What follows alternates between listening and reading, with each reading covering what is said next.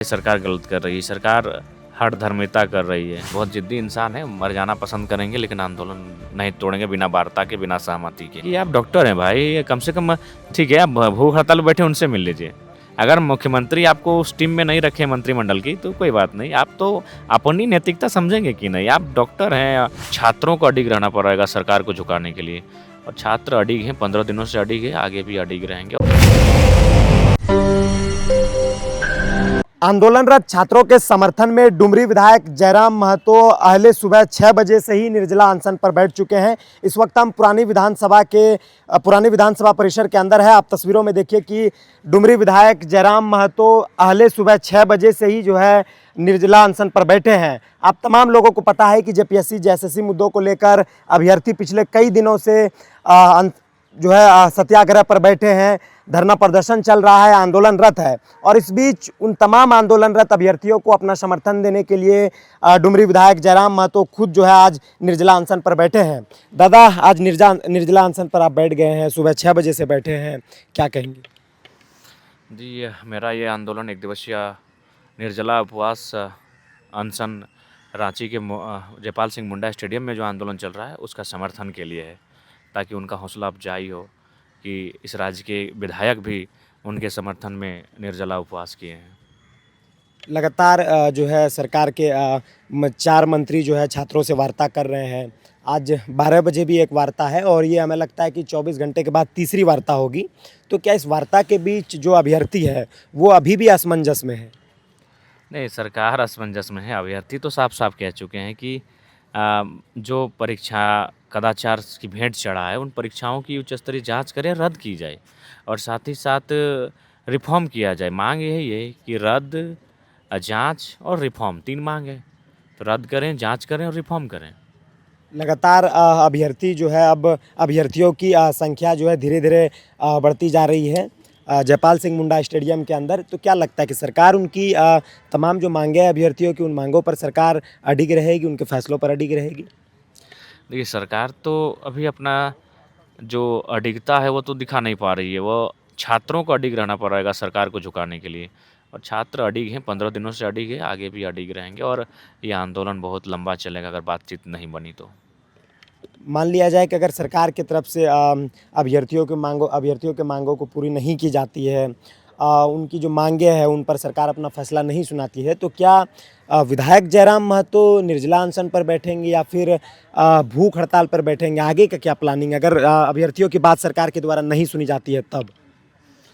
आगे हम पूरे एक-एक गाँव में जाकर प्लान करेंगे और पूरे गाँव-गाँव में जागरूकता दे मैसेज के थ्रू कि भाई सरकार गलत कर रही है, सरकार हठ धर्मिता कर रही है, और पूरे राज्य में जनव्यापक आंदोलन चलाया जाएगा।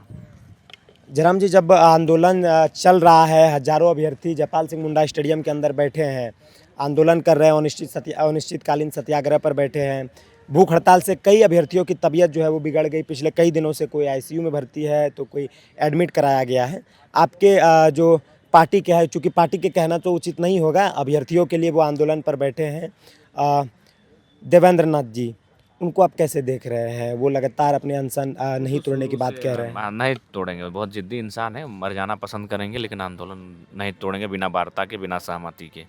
और आज नया नहीं है देवेंद्र जी, आज 10 साल से आंदोलन करते हैं। हाँ, ये है कि जब वो हम लोग के साथ जुड़े तो उस आंदोलन की चर्चा राज्य भर में होने लगे, लेकिन वो आंदोलन का चेहरा रहे हैं और इससे पहले भी 2 बार उन पर बेरहमी से लाठीचार्ज हुआ है, जेल गए हैं, परेशान रहते हैं, हमेशा पुलिस की गिरफ्त से इधर उधर भागते रहते हैं। पूरा जीवन ही तो उन्होंने छात्रों के लिए दे दिया है।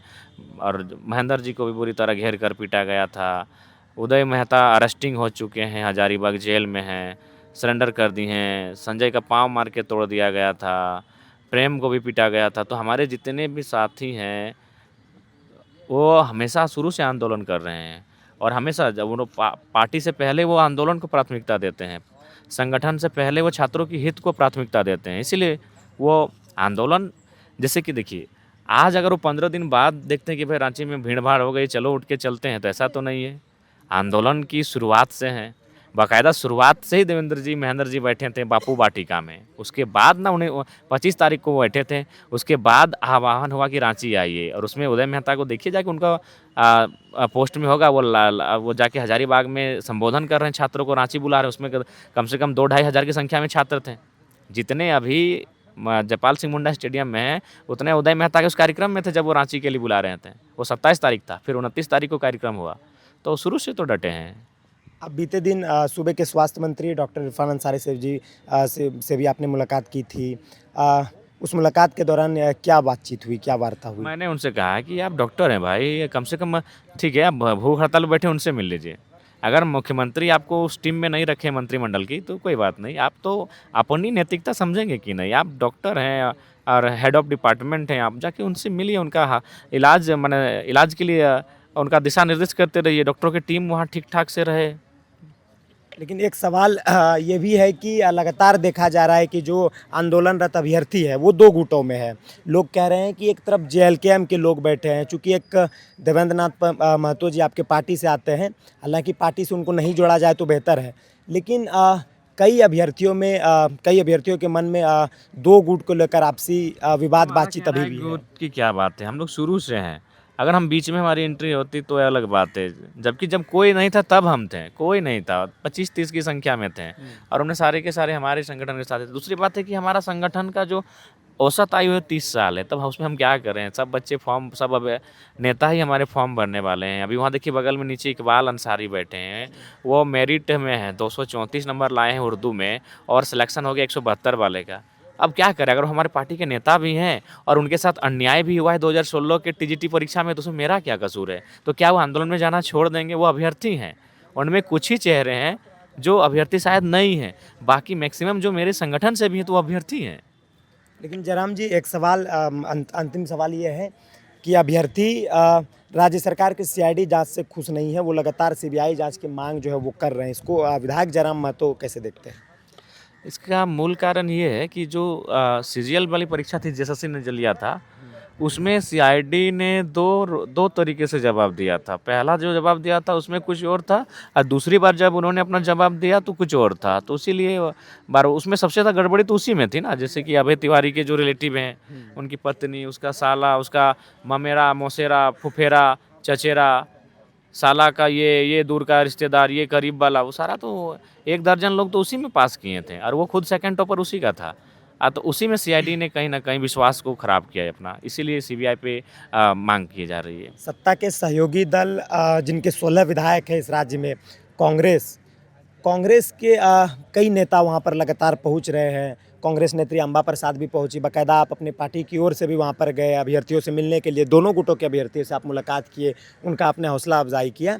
लेकिन सबसे बड़ा सवाल इस बीच राजनीतिक गलियारे में ये उत्पन्न हो रही है जयराम जी कि जेएमएम इस पर कुछ बोल नहीं रही है, ना अभ्यर्थियों से मिल पा रही है, ना बोल रही है, जबकि दफ्तर कुछ किलोमीटर की दूरी पर है। कांग्रेस की नींद खुली तो वो हमें लगता है कि 5-6 दिनों बाद नींद खुली।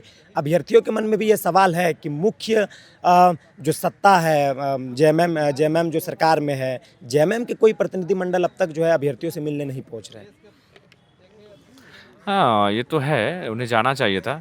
अरे ठीक है, मंत्रियों का ना सभी अपने विधायकों को भेज देते हैं, अपने सचेतक को भेज देते हैं, उनके जो बड़े वरिष्ठ नेता हैं उनको भेजते हैं। मथुरा जी हैं, स्टीफन मरांडी जी हैं, हेमलाल जी हैं, इनको भेज देते। कम से कम बुजुर्ग जो विधायक हैं उनके पार्टी के, मंत्री को नहीं भेजते, विधायकों को भेज देते हैं, बातचीत करते हैं।